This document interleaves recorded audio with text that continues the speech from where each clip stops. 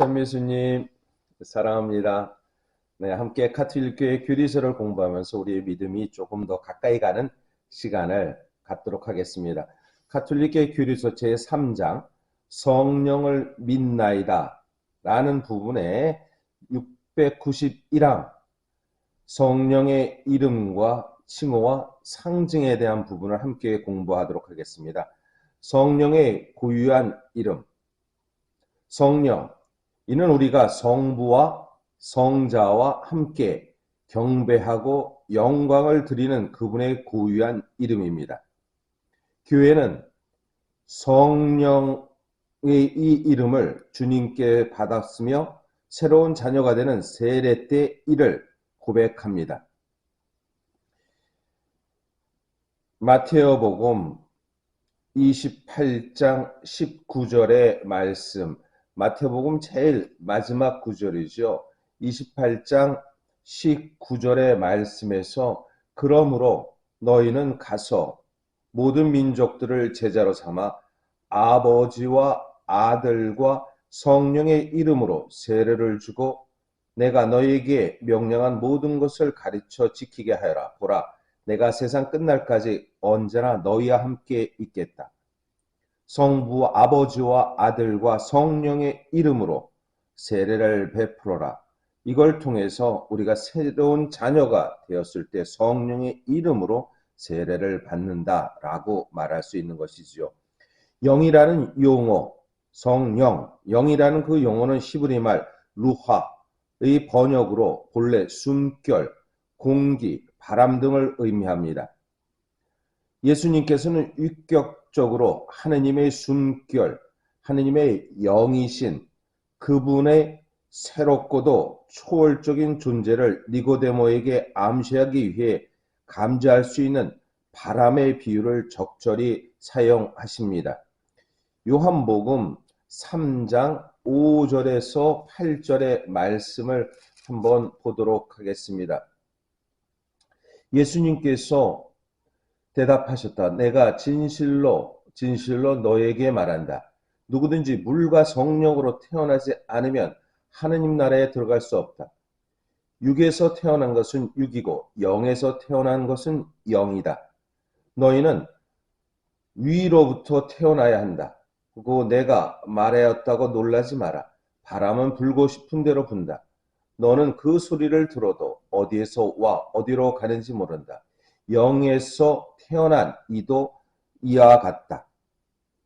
한편 영과 성은 삼위의 공통된 하느님의 속성입니다. 영, 거룩함, 즉 성은 삼위의 하느님의 공통된 하느님의 속성입니다. 그런데 성경과 전례와 신학의 용어는 영과 성이라는 말이 여러 가지로 달리 쓰이는 혼돈을 피하면서도 두 용어를 결합시켜 성, 영에 형언할 수 없는 유격을 가리키는 것입니다. 거룩한 영이다. 즉 영도 거룩하지만 서로 간의 혼동을 피하기 위해서 성영이라는 용어를 쓴다는 것입니다. 루하, 히브리 말로 루하라는 것은 창세기의 바로 1장에 나오는 이야기죠. 창세기 1장에서 1장 2절에 나오는 말씀으로 루하, 땅은 아직 꼴을 갖추지 못하고 비어 있었는데 어둠이 시면을 덮고 하느님의 영이 그 물 위를 감돌고 있었다. 하느님의 영, 즉 그리고 입김, 후부는 그 입김, 바람을 뜻하는 것입니다. 성령의 고유한 명칭은 칭호입니다. 692항부터 봅니다. 예수님께서 성령이 오실 것을 예고하고 약속하실 때 그분을 파라클리토라고 불리는데 이는 글자 그대로 곁에서 불려온 분, 아보카투스라고, 즉 보호자라는 뜻입니다. 왜냐하면 아보카토라고 여기 변호사라는 말입니다. 그래서 이 같은 의미를 좀 갖고 있는데요.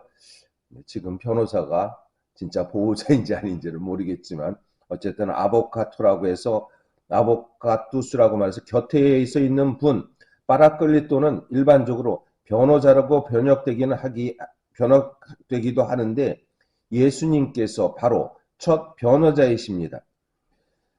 요한 1서 2장 1절을 한번 보도록 하겠습니다.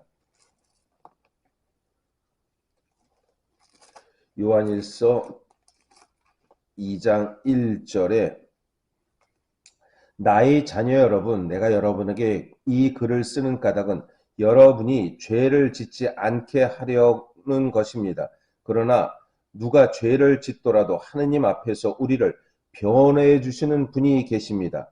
곧 의로우신 예수 그리스도이십니다.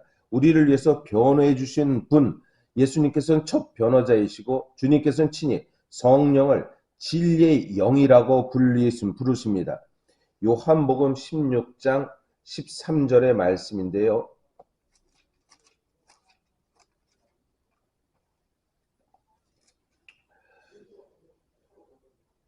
그러나 그분 곧 진리의 영께서 오시면 너희를 모든 진리 안에 이끌어 주실 것이다.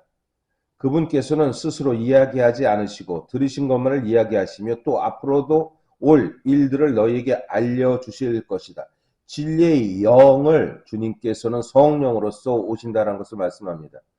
사도행전과 서간에서 가장 많이 사용되는 성령이라는 그분의 고유한 이름 외에 바오로 사도의 편지에서는 약속된 성령, 입양의 영, 그리스도의 영, 주님의 영, 하나님의 영 등의 칭호를 찾아볼 수 있으며 베드로 사도의 편지에서는 바로 영광의 성령이라고 칭호도 있습니다. 그러면 먼저 약속된 성령 갈라디아서 3장 4절의 말씀을 보도록 하겠습니다. 갈라디아서 3장 4절에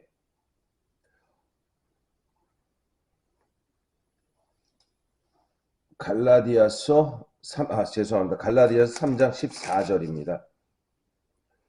그리하여 아브라함에게 약속된 복이 그리스도 예수님 안에서 다른 민족들에게 이르러 우리가 약속된 성령을 믿음으로 받게 되었습니다. 우리가 약속된 성령을 믿음으로 받게 되었습니다. 라고 말합니다. 입양된 영, 입양의 하느님의 자녀됨의 영이라는 표현을 하는 것은 로마서 8장 15절의 말씀인데요. 한번 읽어보도록 하겠습니다.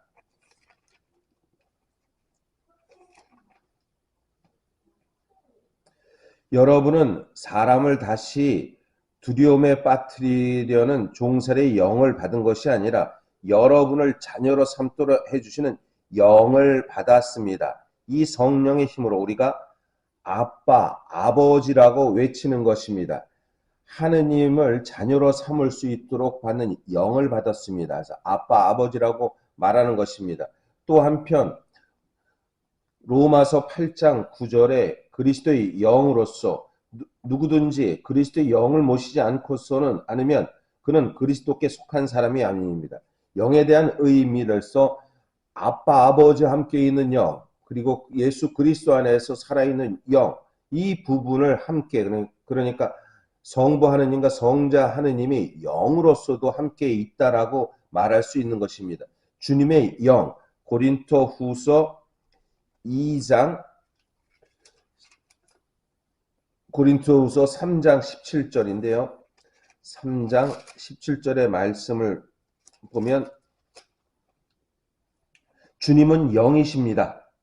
그리고 주님의 영이 계신 곳엔 자유가 있습니다. 주님은 영이십니다. 주님의 영이 있는 곳엔 자유가 있습니다. 라고 이렇게 말하는 것입니다. 그리고 또 하나님의 영, 그래서 로마서 8장 9절을 보면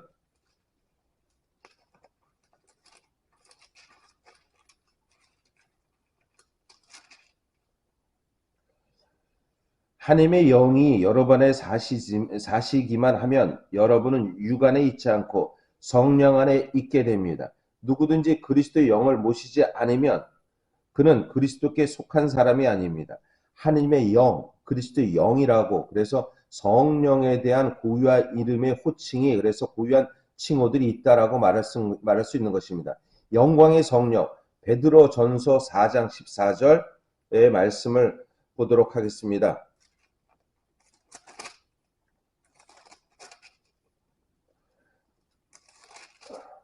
4장 14절에 그리스도의 이름 때문에 모욕을 당하면 여러분은 행복합니다.